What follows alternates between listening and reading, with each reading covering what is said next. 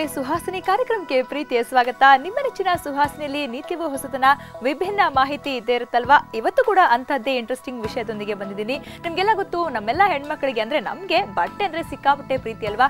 ಉಡುಪುಗಳ ಬಗ್ಗೆ ಸಿಕ್ಕಾಪಟ್ಟೆ craze, passion ಇಟ್ಕೊಂಡಿರುವಂತಹ ನಮಗೆ ಇವತ್ತು ವಿಶೇಷವಾದ ಮಾಹಿತಿ ಇದೆ. ಹಾಗಾದ್ರೆ ಬನ್ನಿ, ಏನದು ಮಾಹಿತಿ ತಿಳ್ಕೊಳ್ಳೋಣ. ಮತ್ತೊಮ್ಮೆ ಕಾರ್ಯಕ್ರಮಕ್ಕೆ ಸ್ವಾಗತ. ನಾನು ನಿಮ್ಮ ಗೆಳತಿ ಸಬಿತಾ.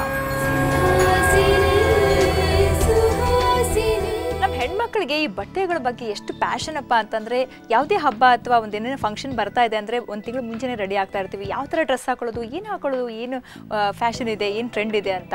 ಸೊ ಫ್ಯಾಷನ್ ಟ್ರೆಂಡ್ ಅಂತ ಬಂದಾಗ ನಮ್ಮ ಮೆಚ್ಚಿನ ನಟ ನಟಿಯರಿರ್ಬೋದು ಅಥವಾ ಡ್ರಾಮಾದ ಒಂದು ಕಲಾವಿದರಿರ್ಬೋದು, ಯಾರೇ ಇರ್ಬೋದು, ಈ ಕಲಾವಿದರು ಹಾಕುವಂತಹ ಬಟ್ಟೆಗಳು, ಅವರ ನಟನೆ ಜೊತೆಗೆ ಬಟ್ಟೆಗಳು ಕೂಡ ನಮ್ಮ ಗಮನ ಸೆಳೆಯುತ್ತಲ್ವಾ. ಈ ಒಂದು ಗಮನ ಸೆಳೆಯುವಲ್ಲಿ ಮುಖ್ಯ ಪಾತ್ರ ವಹಿಸೋದು ಕಾಸ್ಟ್ಯೂಮ್ ಡಿಸೈನರ್ಸ್. ಈ ಕಾಸ್ಟ್ಯೂಮ್ ಡಿಸೈನರ್ಸ್ ಅಂತಂದರೆ ನಾನು ಹೇಳಿದಾಗೆ ಕತೆ ಇರ್ಬೋದು, ಆ ಪಾತ್ರ ಇರ್ಬೋದು, ಅದಕ್ಕೆ ತಕ್ಕಂತೆ ರೆಡಿ ಮಾಡುವಂಥ ಒಂದು ಬ್ರಿಲಿಯಂಟ್ ಕೆಲಸ ಅಂತಲೇ ಹೇಳ್ಬೋದು. ಬನ್ನಿ, ನಮ್ಮ ಜೊತೆ ಒಬ್ಬ ಕಾಸ್ಟ್ಯೂಮ್ ಡಿಸೈನರ್ ಇದ್ದಾರೆ, MJ ನಾಗರಾಜ್. ನಿಮಗೆಲ್ಲ ಗೊತ್ತು, ಕಾಸ್ಟ್ಯೂಮ್ ಡಿಸೈನರ್ ಅಂತ ಅಂದಾಗ ಅವ್ರ ಹುದ್ದೆ ಹೆಂಗಿರುತ್ತೆ, ಅವ್ರ ಕೆಲಸ ಹೆಂಗಿರುತ್ತೆ, ಯಾವ ರೀತಿ ಅವರು ಟ್ರೆಂಡನ್ನು ಸೃಷ್ಟಿ ಮಾಡ್ತಾರೆ, ಬನ್ನಿ ಅವ್ರನ್ನೇ ಕೇಳೋಣ. Welcome to the show sir. ನಮಸ್ತೆ ಮೇಡಮ್. ಕಾಸ್ಟ್ಯೂಮ್ ಡಿಸೈನರ್ ಅಂತಂದರೆ ಆ ವರ್ಕೇ ತುಂಬ ಡಿಫ್ರೆಂಟ್ ಆಗಿರುತ್ತಲ್ವಾ. ಏನು ಅನಿಸುತ್ತೆ ನಿಮ್ಮ ಕೆಲಸದ ಬಗ್ಗೆ? ತುಂಬ ಖುಷಿಯಾಗುತ್ತೆ, ಜೊತೆಗೆ ಅಷ್ಟೇ ಕಷ್ಟನೂ ಇದೆ. ಕಷ್ಟ ಅಂದರೆ ಯಾವ ರೀತಿ ಅಂದರೆ, ಈಗ ಯಾರಾದರೂ ನಾವು ಹೋಗಿ ಫಸ್ಟ್ ಒಂದು ಪಿಕ್ಚರ್ ನೋಡಿದಾಗ ನಮಗೇನು ಅನಿಸ್ತದೆ, ಕೂತ್ಕೊಂಡು ಚೆನ್ನಾಗಿ ಮಾಡಿದ್ದಾನಲ್ವ, ನಾನು ಯಾವತ್ತಂಗೆ ಮಾಡೋದು ಅಂತ ಒಂದು ಭಾವನೆ ಇರುತ್ತೆ. ಅದು ಮಾಡಿದ್ಕಿಂತ ನಾವು ಇನ್ನೂ ಚೆನ್ನಾಗಿ ಮಾಡಿ ನಾನು ಶಬಾಸ್ ಅನಿಸ್ಕೋಬೇಕನ್ನೋ ಆ ಕನಸು ಕಾಡ್ತಾ ಇರ್ತದೆ. ಡೈರೆಕ್ಟ್ರು ಯಾವ ಥರ ಹೇಳ್ತಾರೆ ಅದೇ ಥರ ರೆಡಿ ಮಾಡಬೇಕು ಅನ್ನೋದು ಚಾಲೆಂಜು, ಅಥವಾ ಇಷ್ಟ ಆಗಬೇಕು ಎಲ್ಲರೂ ನೋಡೋರಿಗೆ ಅಂತಾನು? ಹೌದು, ನೋಡೋರಿಗೂ ಇಷ್ಟ ಆಗಬೇಕು, ಜೊತೆಗೆ ನಾವು ಡೈರೆಕ್ಟ್ರನ್ನು ಗೆಲ್ಲಬೇಕು. ಯಾಕೆಂದರೆ ಅವ್ರು ಏನೇನು ಆಸೆ ಇಟ್ಕೊಂಡು ಹೇಳಿರ್ತಾರೆ, ಡೈರೆಕ್ಟ್ರಿಗೆ ನನಗೆ ಹಿಂಗೆ ಇರಬೇಕು ಅಂತ ಅವ್ರದ್ದೊಂದು ಭಾವನೆ ಇರುತ್ತೆ. ಜೊತೆಗೆ ಅವ್ರು ಹೇಳಿದಾಗ ಪಾತ್ರಕ್ಕೆ ಏನು ಬೇಕಂತ ಡೈರೆಕ್ಟ್ರು ಡಿಸೈಡ್ ಮಾಡ್ತಾರೆ. ನಾಗರಾಜ್, ಈ ಪಾತ್ರ ಹಿಂಗಿದೆ, ಹೆಂಗೆ ಮಾಡಬೇಕು ಅಂತ ಒಂದು ಸಲ ಅವ್ರು ನಮ್ಮನ್ನು ಫಸ್ಟ್ ಕೇಳ್ತಾರೆ. ಅವರಲ್ಲಿ ಏನು ಮಾಡಬೇಕು ಅಂತ ಅವ್ರಿಗೆ ಗೊತ್ತಿರ್ತದೆ, ಆದರೂ ಒಂದು ಸಲ ನಮ್ಮನ್ನು ಕೇಳ್ತಾರೆ. ಆ ಪಾತ್ರ ಕೇಳ್ತಾ ನಮಗೆ ಏನು ಮಾಡ್ಬೋದು ಅಂತ ನಾವು ಅವ್ರು ಹೇಳ್ತಿದ್ದಂಗೆ 3-4 ಕಾಸ್ಟ್ಯೂಮ್ಗೆ ನಾವು ರೆಡಿ ಆಗಿಬಿಡ್ತೀವಿ. ಈಗಿನ ಟ್ರೆಂಡ್ ಅಂತ ತಗೊಳ್ಳೋದಾದರೆ, ಟ್ರೆಂಡ್ಗಳನ್ನು ಕಾಸ್ಟ್ಯೂಮ್ ಡಿಸೈನರ್ಸ್ ಕೂಡ ಫ್ಯಾಷನ್ ಡಿಸೈನರ್ ಥರ ನೀವು ಕೂಡ ಒಂದೊಂದೇ ಹೊಸ ಟ್ರೆಂಡ್ ತೊಗೊಂಬರ್ತೀರೇನೋ ಅಲ್ವಾ? ಹೌದು, ತರಲೇಬೇಕು. ತರಲಿಲ್ಲ ಅಂದರೆ, ಯಾಕೆಂದರೆ ಇವಾಗ ನೋಡಿ ನಿಮಗೆ ಗೊತ್ತಲ್ವಾ, ಮಾರ್ಕೆಟು ತುಂಬ ಕಾಂಪಿಟೇಷನ್ ಇದೆ. ಕಾಸ್ಟ್ಯೂಮ್ ಡಿಸೈನರ್ಸ್ಗೆ ಬೇರೆ ಏನು ಕೆಲಸ ಇರುತ್ತೆ ಅಂದರೆ, ಈಗ ನೋಡಿ, ಒಂದು ಡಿಸೈನ್ ಶುರು, ಅದು ಆ ಬಟ್ಟೆ ಡಿಸೈನ್ ರೆಡಿ ಮಾಡೋದ್ರಿಂದ ಹಿಡಿದು ಸ್ಟಿಚ್ಚು, ಅದು ಇದು ಟೋಟಲ್ ಒಂದು ಕಾಸ್ಟ್ಯೂಮ್ ರೆಡಿ ಆಗಬೇಕು.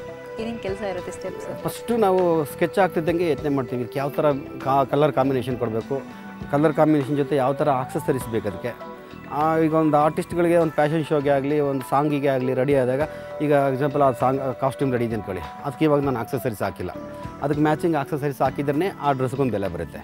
ಸೊ ಅದಕ್ಕೆ ಏನು ಬೇಕು, ಹೇರ್ ಸ್ಟೈಲು ಆ ಥರನೇ ಇರುತ್ತೆ. ಅಂದರೆ ಕಾಸ್ಟ್ಯೂಮ್ ಡಿಸೈನರ್ಸ್ ಡ್ರೆಸ್ ಜೊತೆಗೆ ಆಕ್ಸೆಸರೀಸು, ಜ್ಯುವೆಲ್ರಿ ಎಲ್ಲ ಕೊಡಬೇಕು. ಆವಾಗಲೇ ಅವರು ಡಿಸೈನರ್ ಅನ್ಸ್ಕೊಳ್ಳೋದು. ಈಗ ಸುಮ್ಮನೆ ಒಂದು ಡ್ರೆಸ್ ಕೊಟ್ಟರೆ ಮಾಮೂಲಿ ಅಂಗಡಿಯವರು ಕೊಡ್ತಾರಲ್ವಾ, ಅವಾಗ ಡಿಸೈನರ್ ಅಂತ ಅನ್ನಕ್ಕೆ ಬರಲ್ಲ ಅವ್ರು. ಲೇಡೀಸ್ ಡ್ರೆಸ್ ತೊಗೊಳ್ಳೋದಾದರೆ ಸೊ ತುಂಬ ವೆರೈಟಿ ಡ್ರೆಸ್ಗಳು ಸಿಗುತ್ತವೆ ಲೇಡೀಸ್ಗಳಲ್ಲಿ.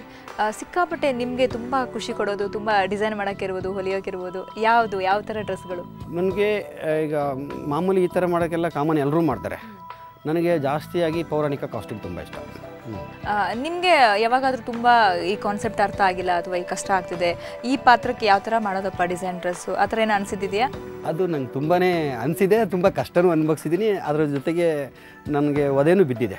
ನಾನು ಕಾಸ್ಟ್ಯೂಮರಾಗಿ ಬಂದಿರಲಿಲ್ಲ, ಆ್ಯಕ್ಟ್ರಾಗಿ ಇನ್ಸ್ಪೆಕ್ಟರ್ ಡ್ರೆಸ್ ಹೊಲ್ಕೊಂಡು KSRTC ಬಸ್ಸಲ್ಲಿ ಬಂದುಬಿಟ್ಟಿದ್ದೆ. ಆವಾಗ ಅವತ್ತೇನೋ ನನ್ನ ಅದೃಷ್ಟ ಚೆನ್ನಾಗಿತ್ತು. ಅಲ್ಲಿ CK ಚಂದ್ರ ಅವ್ರಿಗೆ ಒಂದು ಇನ್ಸ್ಪೆಕ್ಟರ್ ಡ್ರೆಸ್ ಬೇಕಿತ್ತು.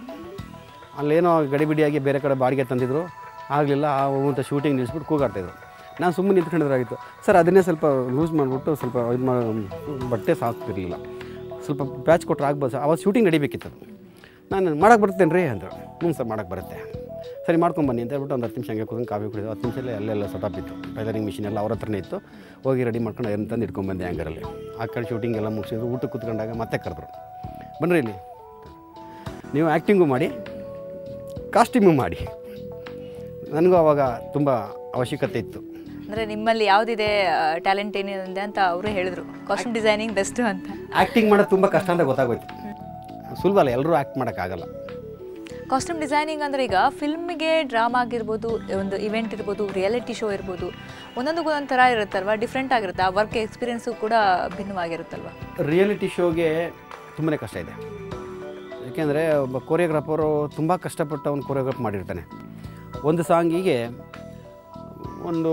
ನೀವು ಒಂದು ಲೀಡ್ ರೋಲ್ ಒಬ್ಬರಿದ್ದರೆ ಇನ್ನು 12 ಜನ ಗ್ರೂಪ್ ಇರ್ತಾರೆ ಡ್ಯಾನ್ಸ್. ಆ ಲೀಡ್ಗೆ ಬೇರೆ ಇರಬೇಕು, ಗ್ರೂಪ್ಗೆ ಬೇರೆ ಇರಬೇಕು. ಆ ಕೊರಿಯೋಗ್ರಾಫರ್ ಏನು ಅಂದ್ಕೊಂಡಿರ್ತಾನೆ ಅದೇ ರೀತಿ ಬೇಕು. ಕೆಲವೊಬ್ರು ಕಾಂಪ್ರಮೈಸ್ ಆಗಲ್ಲ, ಸರ್ ಏನೋ ಮಾಡಿಬಿಡ್ತಾನೆ ಹಾಕ್ಸೋಣ ಅನ್ನೋಂಗಲ್ಲ. ಈಗ ನಮ್ಮ ಹರ್ಷ ಮಾಸ್ಟರ್ ಇರ್ಬೋದು, ಮತ್ತು ನಮ್ಮ ಗಣೇಶ್ ಇರ್ಬೋದು, ಅವ್ರೇನು ಅಂದ್ಕೊಂಡಿರ್ತಾರೆ ಅದೇ ರೀತಿ ಬೇಕು. ಇದು ನಮಗೆ ಇಲ್ಲಿ ಗ್ರೂಪ್ ಡ್ಯಾನ್ಸ್ ಮಾಡೋದು ತುಂಬ ಕಷ್ಟ ಆಗುತ್ತೆ. ತುಂಬ ಕಷ್ಟ ಆಗಿ ಅವ್ರನ್ನ ಗೆಲ್ಲೋದು ಇದೆಲ್ಲ ತುಂಬ ಕಷ್ಟ. ಮೀನ್ಸ್ ಒಂದು ಇಡೀ ಆ ಗ್ರೂಪ್ಗೆ ಒಂದೇ ಥರ ಬೇಕು, ಒಂದೇ ಥರ ಬೇಕು, ಒಂದೇ ಥರ ಆಕ್ಸೆಸರೀಸ್, ಸಾಂಗಿಗೆ ಸೂಟ್ ಆಗಂಗೆ, ಸಾಂಗಿಗೆ ಸೂಟ್ ಆಗೋ ಡ್ರೆಸ್ಸು ಕೊರಿಯೋಗ್ರಾಫರ್ ಡಿಸೈಡ್ ಮಾಡಿರ್ತಾರೆ. ಜೊತೆಗೆ ನಾವು ಅದು ಸರಿ ಇಲ್ಲ ಅಂದಾಗ ನಾನು ಹೇಳ್ತೀನಿ, ಸರ್ ಈ ಥರ ಮಾಡ್ಕೊಂಡ್ರೆ ಚೆನ್ನಾಗಿ, ಸರಿ ಇಲ್ಲ ಸರ್ ಇದು ಮಾಡಲೇಬೇಕು ಅಂತ ನಾವು ಆರ್ಡ್ರ್ ಮಾಡೋಕ್ಕಾಗಲ್ಲ, ಸರ್ ಈ ಥರ ಮಾಡಿದ್ರು ಆಗುತ್ತಾ ಸರ್ ನೋಡಿ ಯೋಚನೆ ಮಾಡಿ ಅಂದಾಗ ಆಗ ಅವರು ಅದು ಅಲ್ವೇನ್ರಿ, ಹ್ಞೂ ರೀ ಚೆನ್ನಾಗಿದೆ ಇದನ್ನೇ ಮಾಡೋಣ ಅಂತ ಕಾಂಪ್ರಮೈಸ್ ಆಗ್ತಾರೆ. ಆವಾಗ ನಮಗೂ ಒಂಥರ ಖುಷಿ ಆಗುತ್ತೆ, ನಾನು ಕೊಟ್ಟು ಕಾನ್ಸೆಪ್ಟ್ ಅಂತ. ಆವಾಗ ನನಗೆ ಯಾವುದೋ ಒಂದು ಪ್ರೆಸ್ ಮೀಟ್ ಇದ್ದಾಗ ಅದಿದ್ದಾಗ ನಮ್ಮನ್ನು ಕರೆದು ಅನೌನ್ಸ್ ಮಾಡ್ತಾರೆ, ನಮ್ಮ ನಾಗರಾಜ್ ಅವರ ಈ ಥರ ಐಡಿಯಾ ಕೊಡೋದು ಚೆನ್ನಾಗಿದೆ. ನಾವು ತೆರೆ ಹಿಂದೆ ಸಿಕ್ಕಾಪಟ್ಟೆ ಕೆಲಸ ಮಾಡಿರ್ತೀವಿ, ನಮ್ಗೆ ಈ ಥರ ಅವಕಾಶ ತುಂಬ ಕಷ್ಟ. ನಾವು 10 ವರ್ಷಕ್ಕೆ 5 ವರ್ಷ, ಈಗ ನನಗೆ 10 ವರ್ಷ ಆಯಿತು ಈ ಫೀಲ್ಡಿಗೆ ಬಂದು. ಸುಮಾರು ಒಂದು 100-150ಕ್ಕಿಂತ ಜಾಸ್ತಿ ಸೀರಿಯಲ್ ಮಾಡಿದ್ದೀನಿ. ಒಂದು 40-40ರಿಂದ ರಿಯಾಲಿಟಿ ಶೋ ಮಾಡಿದ್ದೀನಿ. ಕುಣಿಯೋಣ ಬಾರ, ಸೈ, ಆ ಥರ ಈ ಥರ ಎಲ್ಲ. ಇವತ್ತು 3 ಚಾನಲಲ್ಲಿ ಏನು ಪ್ರೋಗ್ರಾಮ್ ಬರ್ತಾಯಿದೆ ಎಲ್ಲ ನಂದೆ.